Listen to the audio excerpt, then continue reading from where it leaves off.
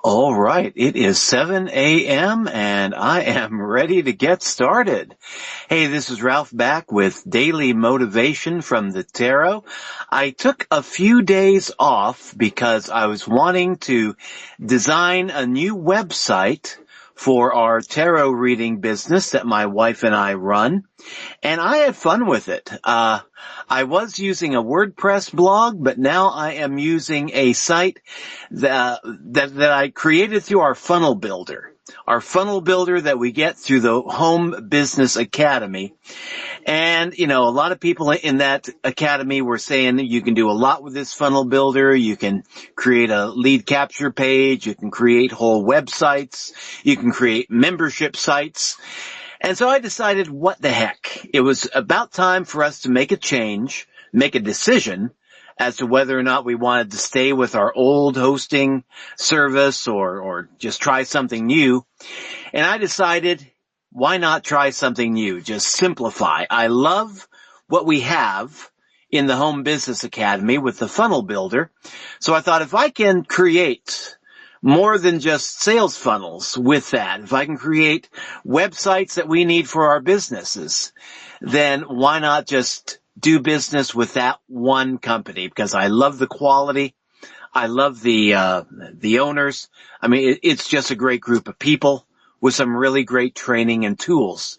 So I spent the last couple of days working on the new site, learning how to create membership sites, things like that. And while I don't have the membership site up and running yet, I do have our basic website up and running. And what I've done is that when you inquire as to whether or not you would like to buy a reading from us in Spanish or English, we do tarot readings by phone.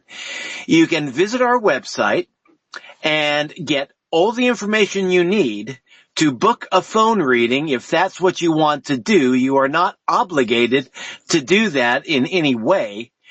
And you are also automatically signed up for our Tarot Card of the Day newsletter, which is published Monday through Friday. And that is a free gift whether you buy a reading from us or not. And at first I was thinking, let's just keep this going for 78 days. And then I thought, why not just keep it going forever? So that's what I decided to do. You sign up for our newsletter, you will get a tarot card of the day, which will be covering 5 different areas of life. It'll be exploring the meaning of each tarot card covered for that one day in 5 different areas, namely in love and relationships, which is a biggie in tarot reading circles, money and wealth, another biggie, spirituality and creativity, not such a big one, but we do that, thought and mindset, another one that's not really a biggie, but I believe it's very important. And then the last area of life, career and business, which is another hot topic in tarot reading circles. So we'll cover the meaning of each tarot card that we cover in those 5 different areas of life. And we'll be doing that Monday through Friday. If you want to get signed up for that newsletter, just go to my website, which is ralphshomebiz.com/tarot. And I'm going to be putting that link in the program description down below. But you don't have to buy a reading to sign up for that newsletter. And you can keep it as long as you like. We'll be keeping it going until I kick the bucket. So, that's our free gift to you. Now, today we are covering Daily Motivation from the Tarot, the Death card. And this is a popular one in tarot because the Death card scares the bejesus out of a lot of people. People take a look at the Death card, and depending on what deck that you're operating with, the Death card can be extremely scary, like in the Rider-Waite deck. death card is kind of a scary one. The Aleister Crowley deck, the Thoth Tarot, that's kind of a scary depiction of death also. Morgan Greer, that's the one I'm working with right now today for this podcast. Not that scary, but still, it can unnerve a lot of people. And I used to joke, a few years ago when my mom was in the nursing home, had my dad in the nursing home, and I used to joke around, yeah, I read tarot, but when I go down to the nursing home to read tarot, I make sure I leave the death card out of the deck. Those folks have enough to worry about as it is.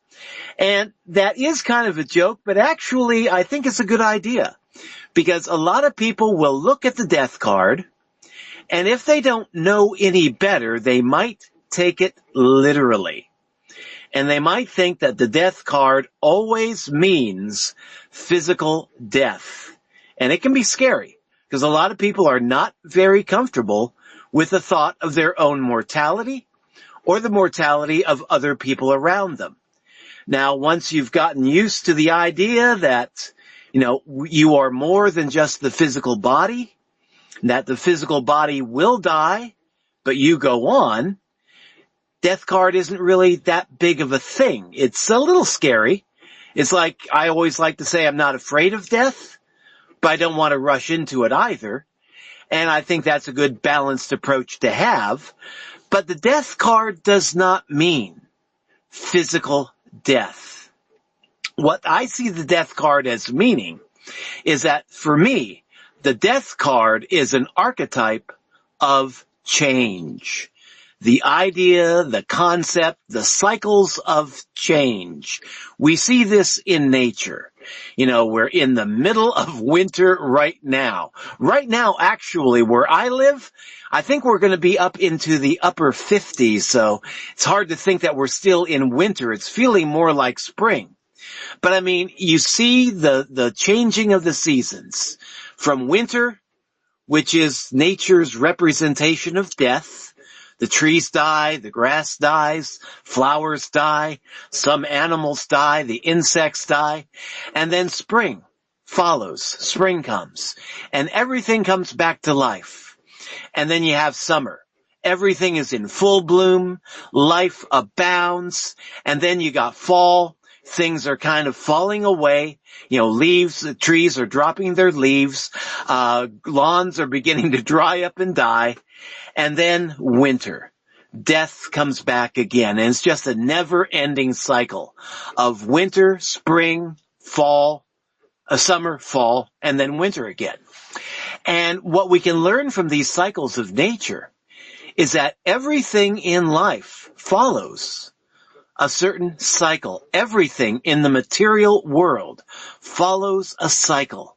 It's like people are talking about the turning, the 80-year turning, where every 80 to 100 years we see humanity entering into a crisis. The crisis like the First World War, Second World War, Civil War, possibility of a Third World War. Every 80 to 100 years or so, there is a major turning.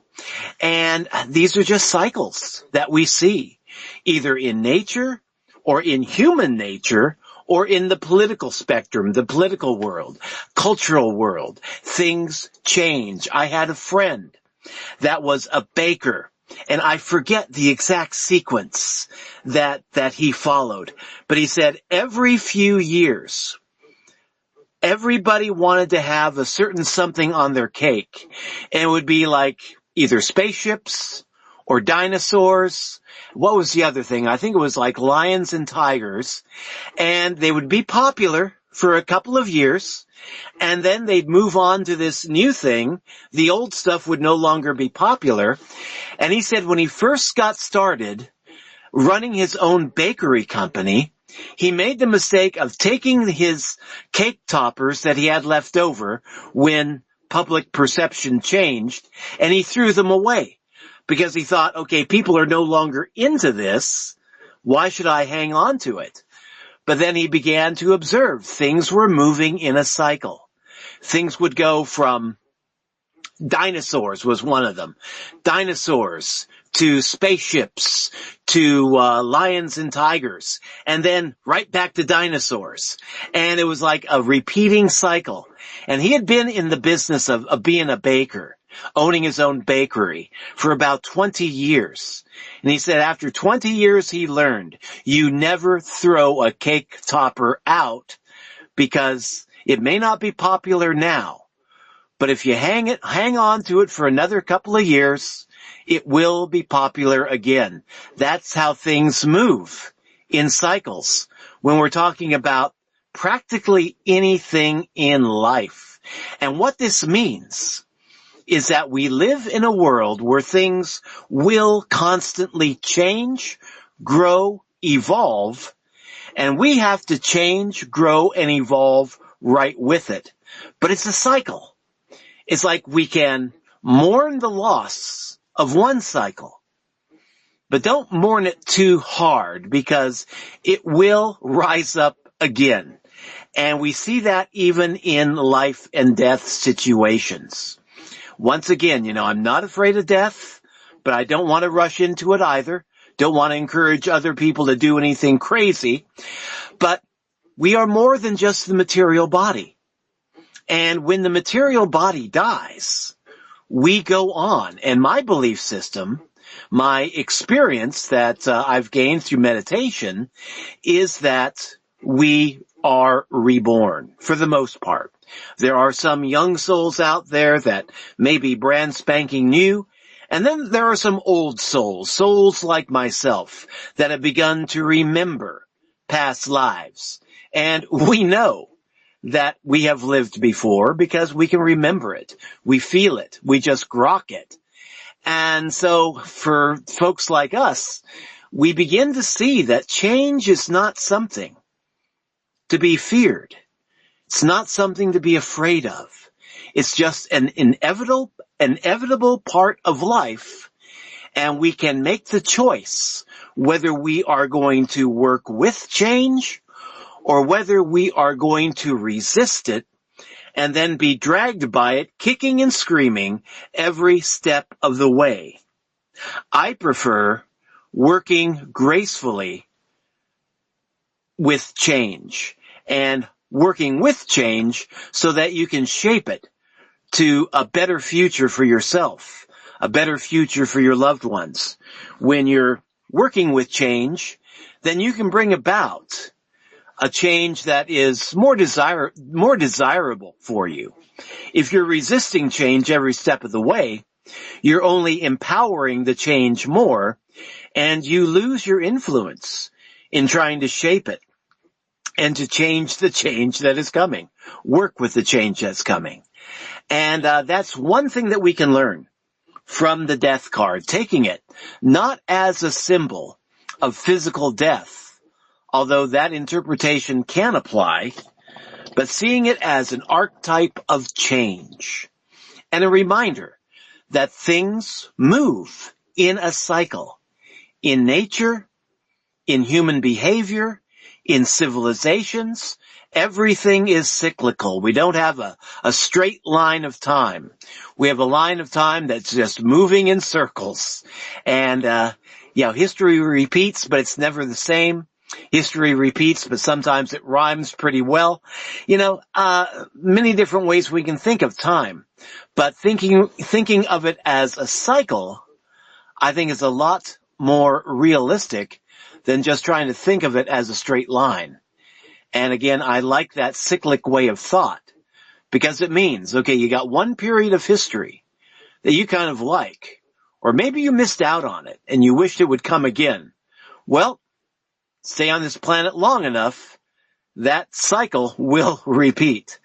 And so one thing that we can learn about death is that it's a symbol of change. It also doesn't mean just ending. If we see things in terms of cycle, then we can see an ending and a new beginning.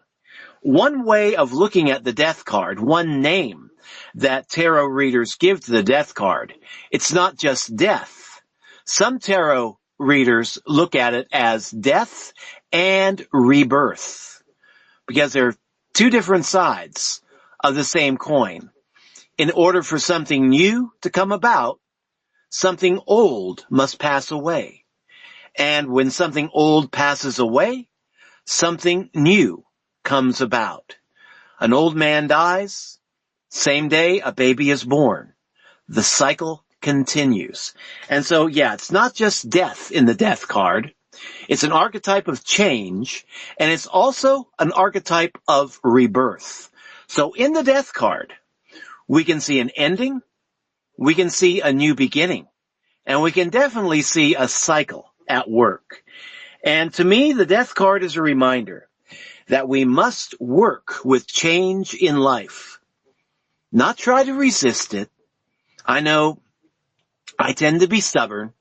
I'm at that age where I can be very, very stubborn.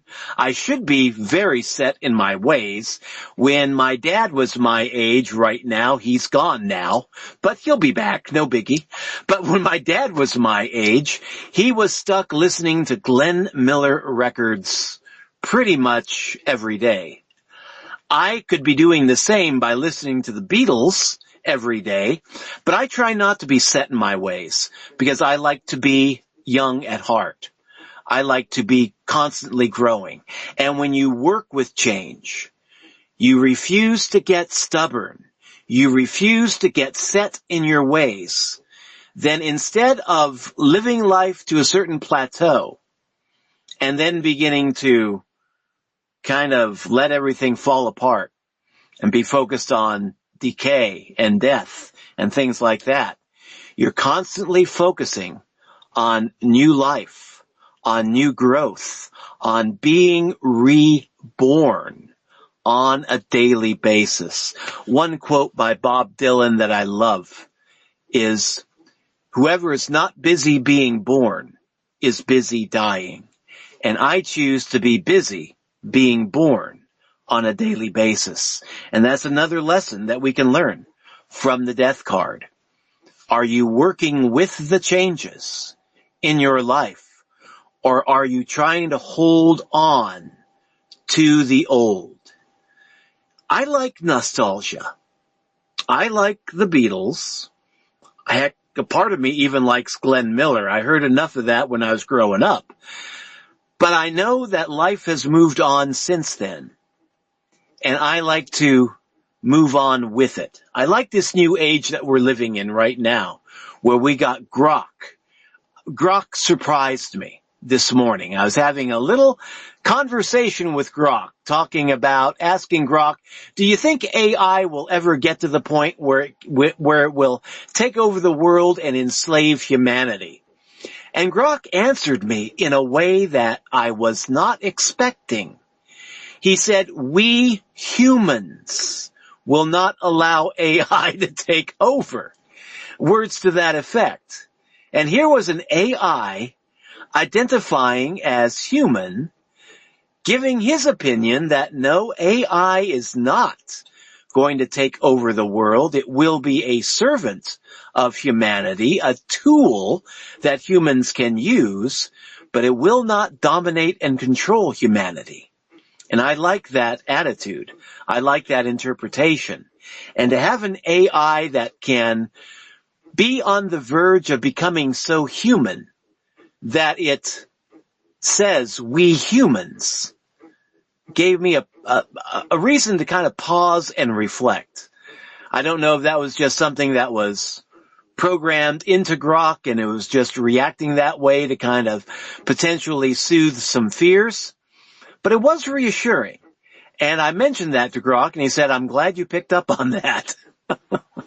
So yeah, we're living in a day and age where changes are coming.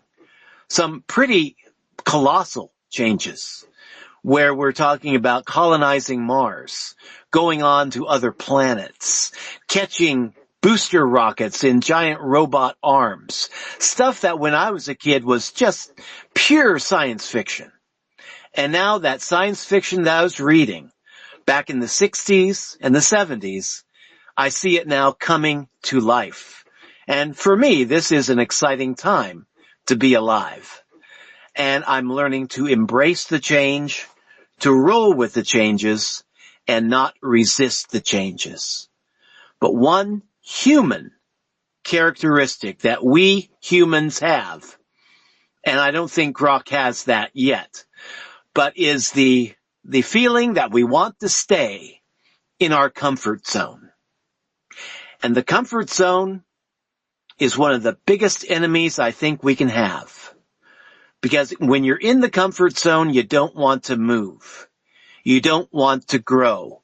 You're there. You're happy. You're safe. You're comfortable. It's where people go not to grow, but maybe to rest, to relax, to chill. Nothing wrong with that. But if you stay in that comfort zone too long, you eventually begin to decay and die. You begin to lose ground. When you're in the comfort zone, you do not grow. And if you want to grow, you want to advance in life, you have to get out of the comfort zone, and that can be another little form of death, another little form of change. You're leaving your safe zone, you're leaving your comfort zone, you're getting out into the real world, facing real world people, real world situations. You're getting out of your comfort zone, and it can be a scary thing to face. But it's a necessary thing to face if we want to grow. Jim Rohn once said, "Navigate towards life-changing personal transformation." And that is what we should all be about, transforming our lives. And that's another thing that is represented by the death card. Transformation, transmutation.